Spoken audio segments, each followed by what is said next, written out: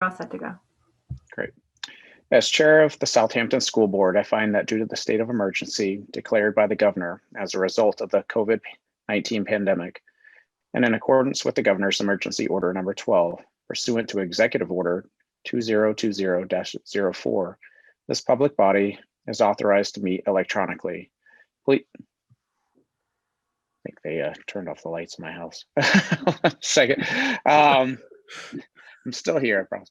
Please note that there is no physical location to observe and listen contemporaneously to this meeting, which was authorized pursuant to the governor's emergency order. However, in accordance with the emergency order, I'm confirming that we are utilizing Zoom for this electronic meeting. All members of the Southampton School Board have the ability to communicate contemporaneously during this meeting through this platform.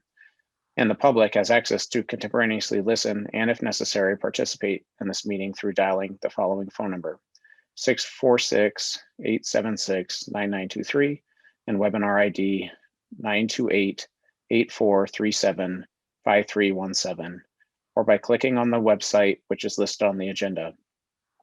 We previously gave notice to the public of the necessary information for accessing the meeting, including how to access the meeting using Zoom or telephonically. Instructions have also been provided on the website of the SAU 21 office at www.sau21.org. If anybody has a problem, please call 603-926-8992, extension 114, or email at dtuite@sau21.org. In the event the public is unable to access the meeting will be adjourned and rescheduled. Please note that all votes that are taken during this meeting shall be done by roll call vote. Let's start the meeting by taking a roll call attendance. When each member states their presence, please also state whether there is anyone in the room with you during this meeting, which is required under the right to know law. And excuse me for a second, I'm gonna turn back on the lights.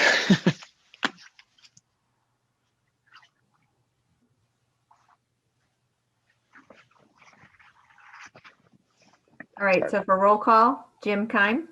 Here, and I'm alone. Rebecca Burdick. Here, people in and out. Sharon Gordon. Here, alone. Roll call taken. Great, thank you. All right. Next on the agenda is public comment. Anybody have, let me check the attendees here. If anybody has a question, there should be a raise hand icon on the bottom of your Zoom app. You could click on that and we'll hear your comment.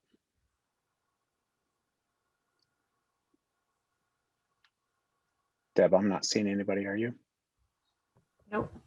Okay, great. All right, we'll move on. Next in the agenda is consideration of minutes from January 7th, 2021. Becky and Sharon, are you good with them? Yep. Make a motion to accept the minutes as written.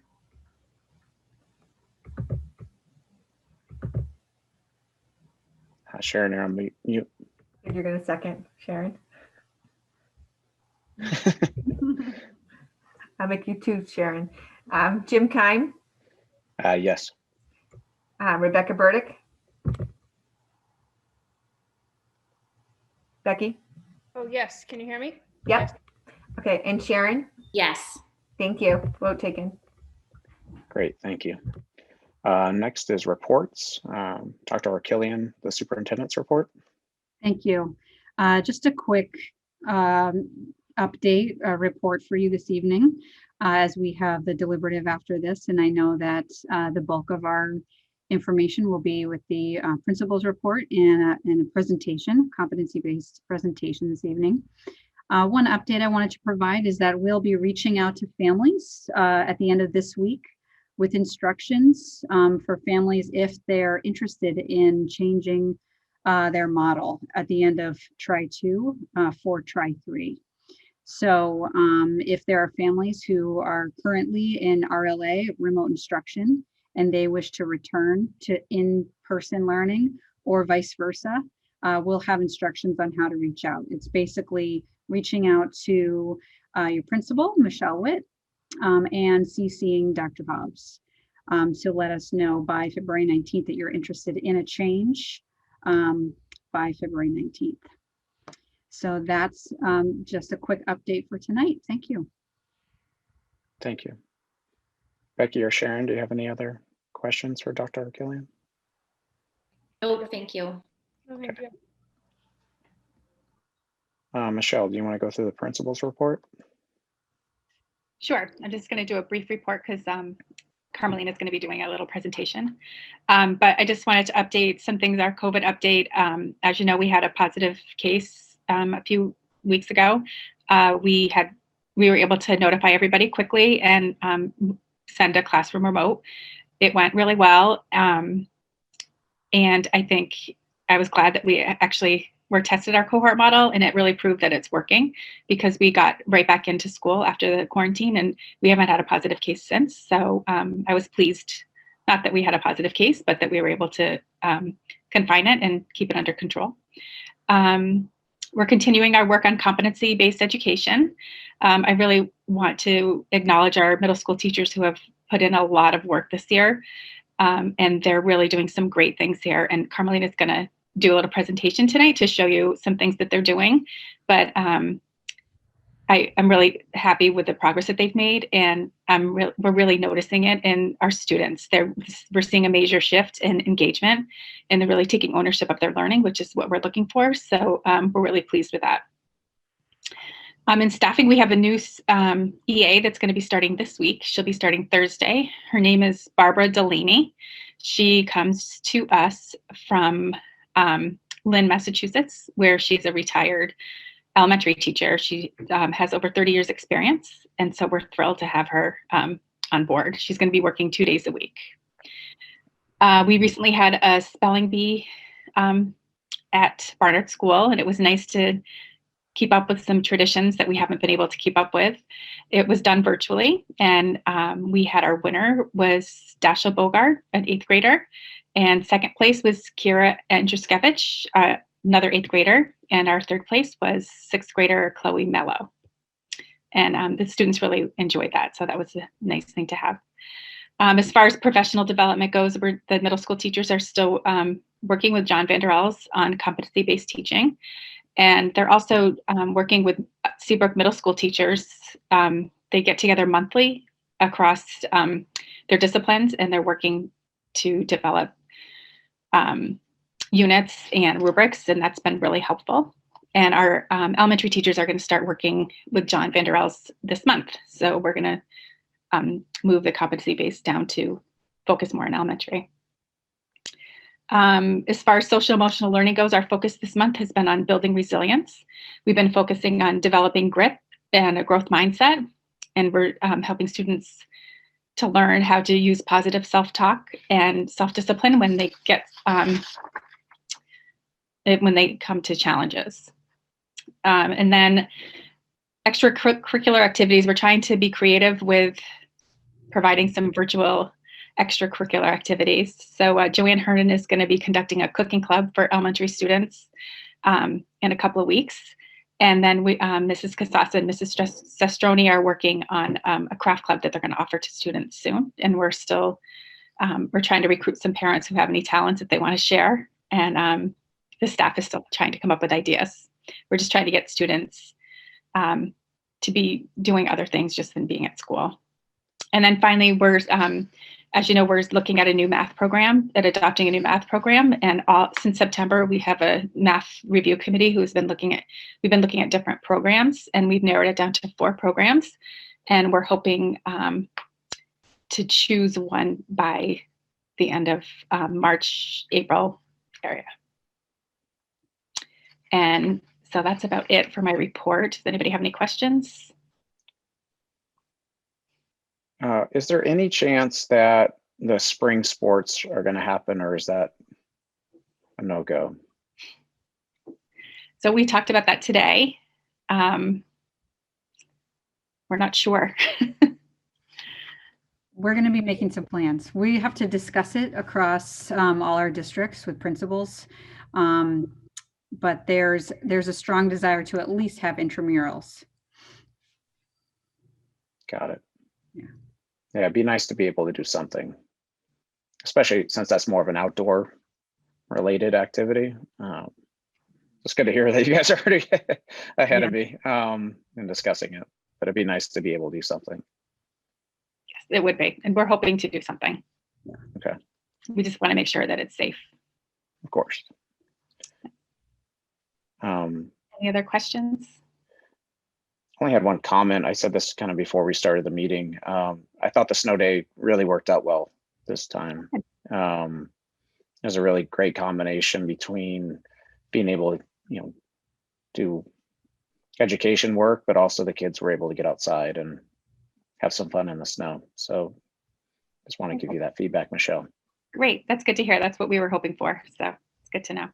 Yeah, my kids said they preferred this to the old snow days because they get out of school a little earlier, but they also had fun. So it's a good mix. But, okay, Becky, Sharon, you guys good? Good. Great. Thank you. No, I'm good.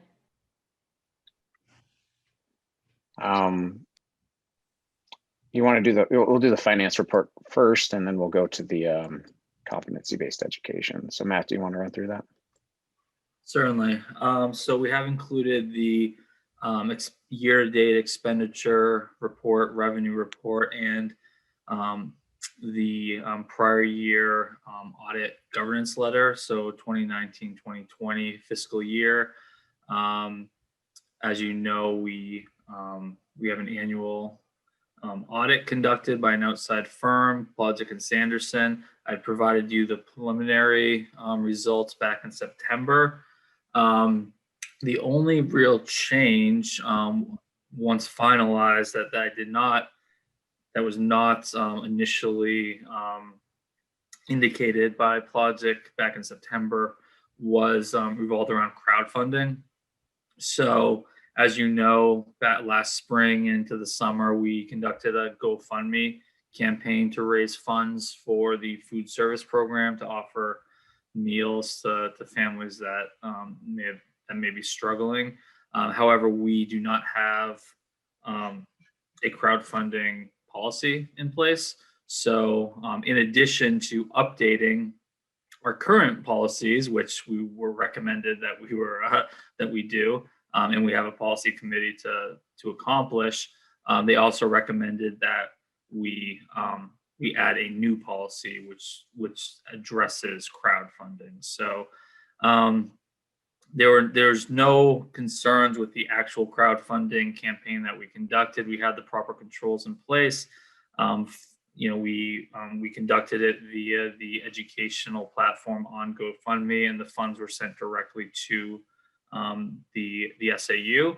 However, we do need a policy in place that outlines how we actually conduct it.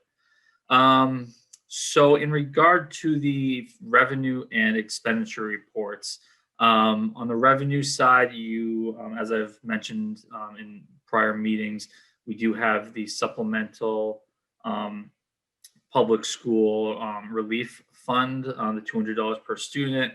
That's over what we had anticipated. That's about $23,000, as well as refunds for health and dental insurance and some REAP funding. So we're the net positive approximately $35,000 for those due to those funding sources. And as I've mentioned in prior months, we have a lean budget here at Southampton.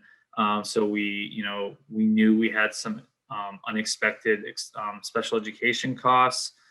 We had under budgeted for high school tuition initially. So we are getting to the point where we do feel it's prudent to withdraw some funds from the Special Education Expendable Trust. Actually, what we'd recommend is taking some funds from that trust, and then about $4,000 from the computer expendable trust. because we're about $3,000 or $4,000 over the target on that trust anyway. And a good number of our expenditures this year were specifically technology related, and that's one of the accounts that we're over budget. So unfortunately, we are not receiving any funds from, and we knew this, or we anticipated this, but we were officially notified that we're not receiving any funds via the second stimulus package. SAU 21 as a whole is receiving about $1.5 million. However, it is broken up by district. We don't receive those funds as an SAU. We receive it individually by district. So Southampton was unfortunately allocated 0 funds. So that's not going to help us. And right now, Michelle and Eileen worked very closely, with Nancy over the last couple of weeks, looking at, expenditures that are coming down the pipe. We have certain accounts that aren't naturally, we can't encumber, but we know we're going to be expending. So we took a look at all of those accounts, and we know we're going to be spending more than what was appropriated. Now we have, and right now we have about $4,000 balance. Now that includes encumbrances, so it's not like we have $4,000 in the bank. We're going to make payroll. We're fine. That's encumbrances through the end of the year. But we're reaching the point where we should make at least a nominal withdrawal from the trust, and then relook at it at the end of the year. I am cautiously optimistic that if we make this initial withdrawal, that will get us through the end of the year. But I will have I'll be coming to the next board meeting with an exact number. So about $4,000 for computers, maybe $20,000 to $30,000 from the special education trust, just to be safe. And we'll conduct a public hearing and make that withdrawal. Any questions in regard to that process or any of these reports? So just to be clear, it'll be the next meeting we do the motions. So we'll be looking at the March meeting to do that.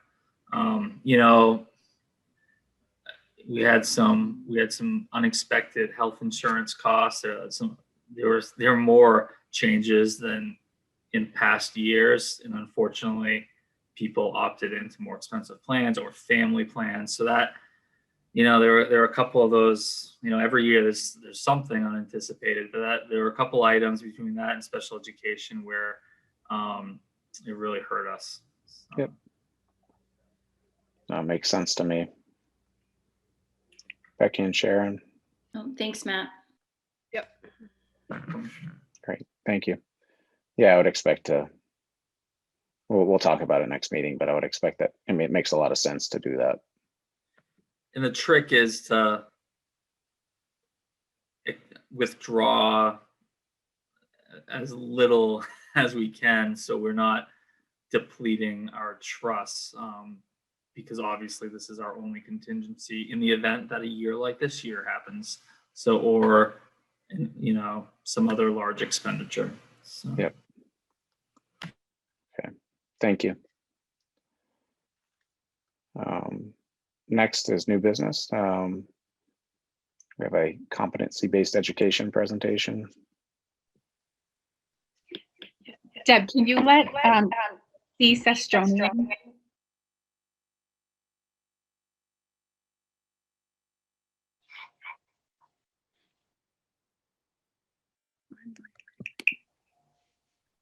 Hi, everyone. Carmelita, do you want to present the thing, or do you want me to present the screen? If you could present the screen and I can just do the talking, that would be great. Sure. Yeah. Thank you.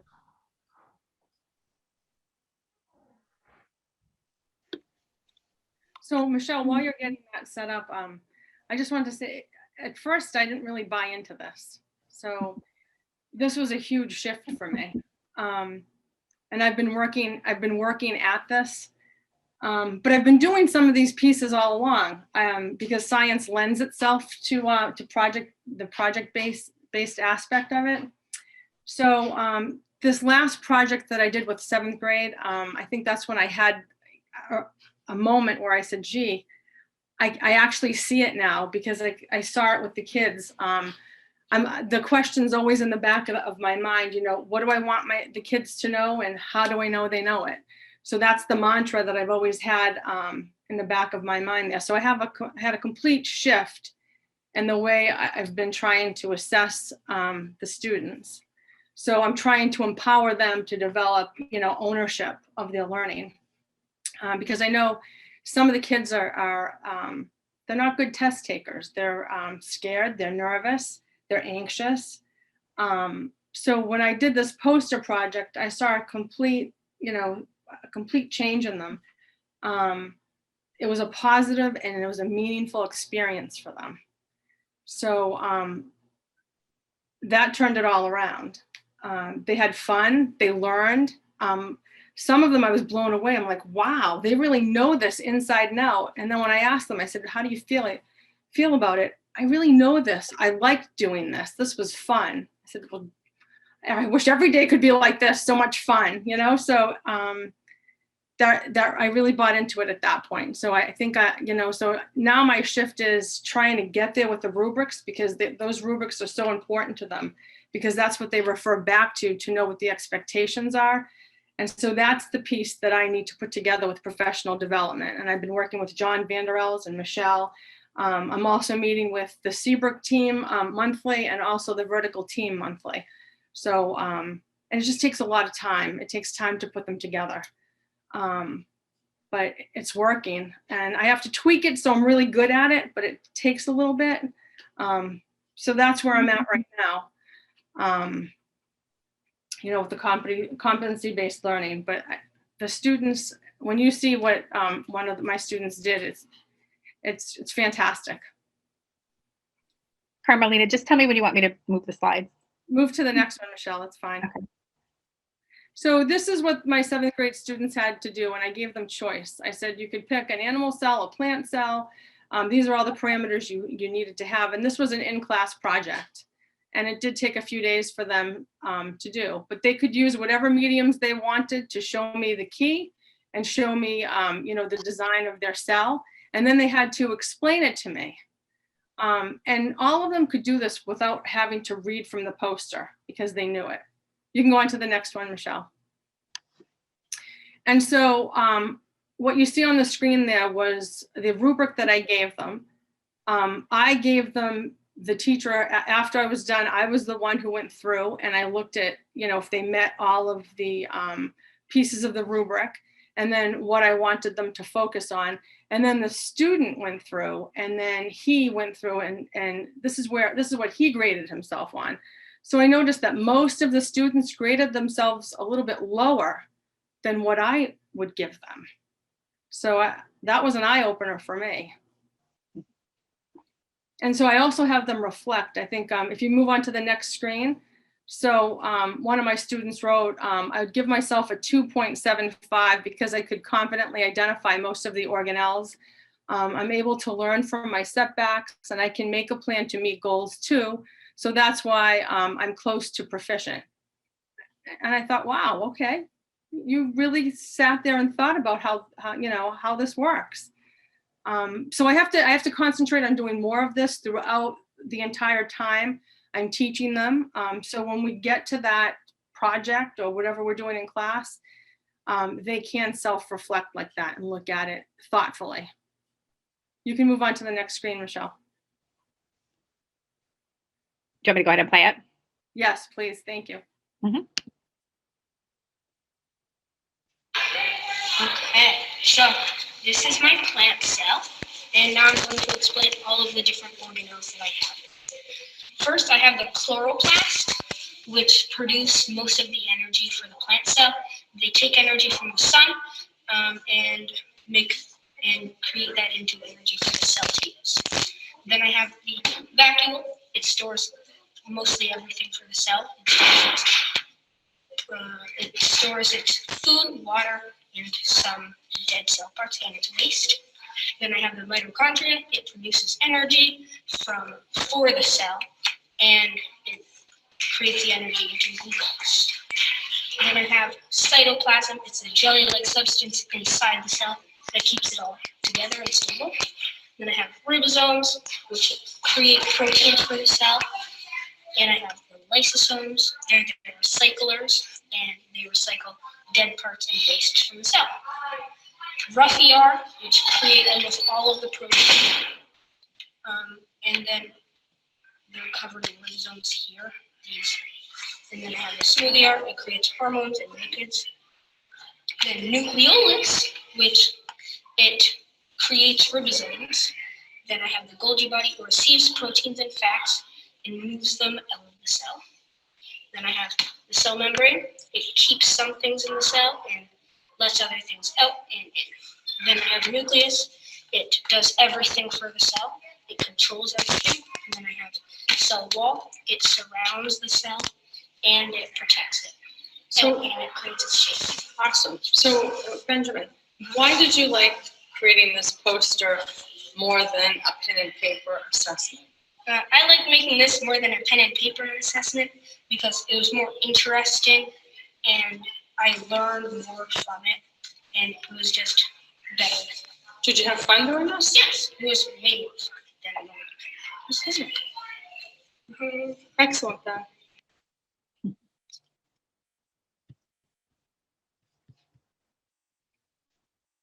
And so that was an example of, Ben, he had a great experience with that. I've done it with with my 6th grade class, we had to create volcanoes. So I'm trying, we, not just volcanoes where we're shooting them off, but we talked about mountains, and they had to do some research. I have a country project now that they got to choose a few countries, and I have a rubric that I'm putting together for that for 6th grade, but they're just so excited.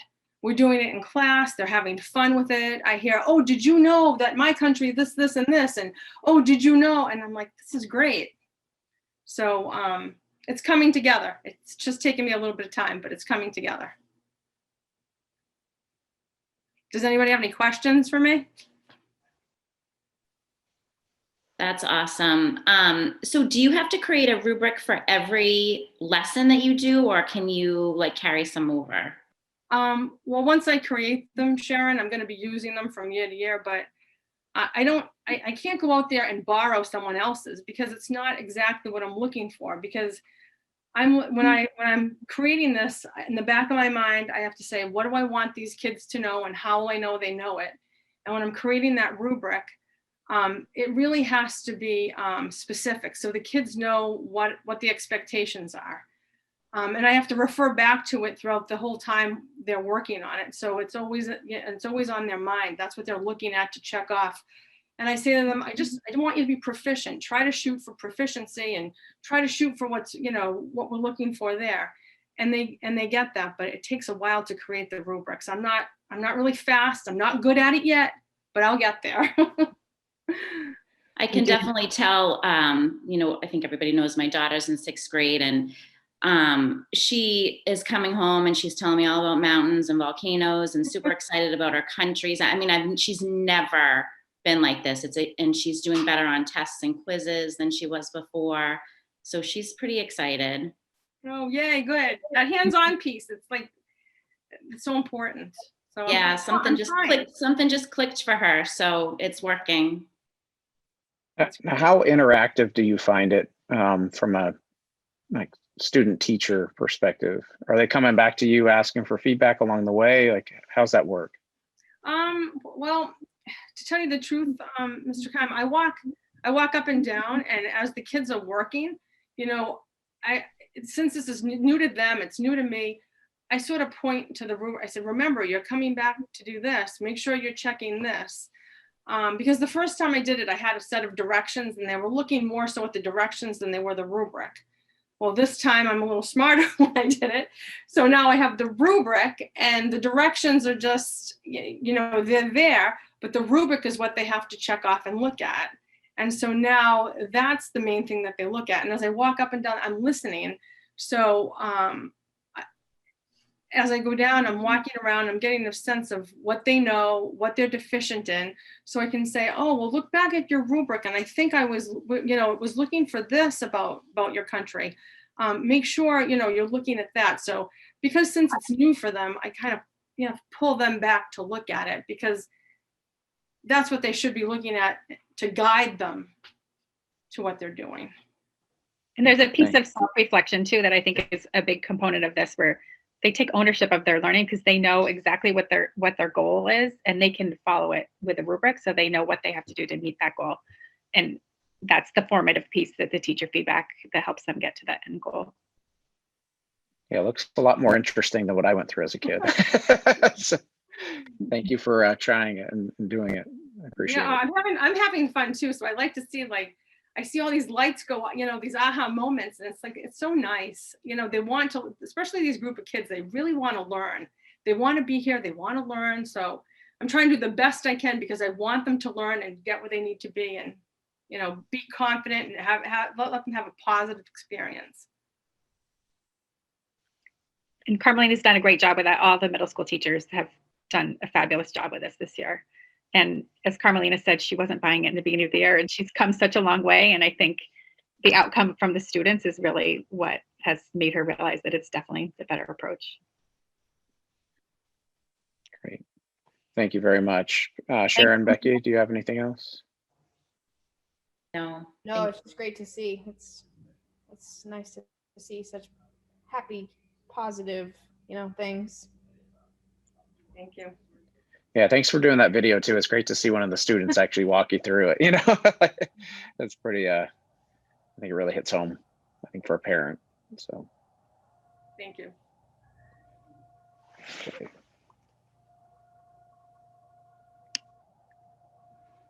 Next under new business is policies first read. There's a good amount here. I can speak to them a little. Thank you. That would be helpful. So these went to our policy committee, and we also sent 2 of them to our nurses, the communicable and infectious diseases and concussions and head injuries. These were also vetted by our legal counsel and the unions, because they do involve some employee pieces to them. So this is just for first read. No vote is needed. You'll also see a few policies are for withdrawal, because some updated policies take their place. And we're happy to answer any questions that you may have. Some of these fall under Dr. Hobbs around the safety piece. And I can speak to some of the other ones. Sharon or Becky, do you have any specific questions? Or? No, I'm good. Thank you. Yeah, so was I. Yep, no thanks. Okay, great. Thank you. And then we're gonna probably vote on these in March. Is that the expectation, a joint board? I believe so. Okay, great. Next on to continuing business is Superintendent Search update. Just so everybody knows, Michelle and I are on the search committee, and David's kind of leading the charge there. So I don't know, David, do you want to run through it for him? I mean, I could too. Sure, I'm happy to give a brief overview. Thank you. Shout out if I'm missing anything. First of all, Carmelina, awesome job. I don't know if she's still in there, but it's great to see. It's interesting being in all these different board meetings, because teachers are starting to use the same language and the same tools and work off one another. And it's great to see. And I know Michelle won't say it out loud, but she's done a great job kind of getting us all together, and especially with the connections with Seabrook. Sorry, had to do it. Superintendent search. We've got our group together. As Jim said, both Jim and Michelle are on it. We had our first meeting last Wednesday. It was, I'd call it an organizational meeting, where we talked about group roles, characteristics of a superintendent, that kind of thing. We got plenty of homework. We all have to come back next week with a pretty large, sizable chart of characteristics we're looking for with a new superintendent. And of course, we're going to divvy up some more, I think, specific roles and responsibilities, subcommittees and that kind of thing. Our next meeting is Monday, actually, February 8th. And we're looking forward to getting the ball rolling. Is the consultant that you guys are using, how are things going with that? Are they pretty hands-on, or how does that work? Yeah, actually, the consultant's name is Ross, and you can tell this is what he does. He's a pro in terms of just organizing groups. I have to say, at the outset, it's just a matter of getting to know one another and the search committee kind of getting comfortable with one another. One thing I think he did that was smart was he's got two folks that he's working with. It's a woman named Susan Bradley and a woman named Michelle Munson, who are kind of facilitating, helping him kind of pair us up and playing off those subcommittees. So I think they're doing it in kind of a team approach, which I think is smart. Yeah, I was pretty impressed. Oh, go ahead, Matt. Sorry, and I'll note that Michelle Munson was actually worked at SAU 21 as an assistant superintendent back in the late 90s timeframe. So there is, I mean, a significant amount of time ago, but she does have some familiarity with who we are. So. Yeah, I think overall there's good representation across, the different school boards, the different areas within a school system. So I'm pretty happy with how the group was formed, and last Wednesday really was a identification and structure meeting, and I think the goal is to use the next couple months here to identify both what we need and then identify and find candidates that would fit that role. So everything looks on track from my perspective, and looking forward to the process. It'll be a long one, a couple month process overall.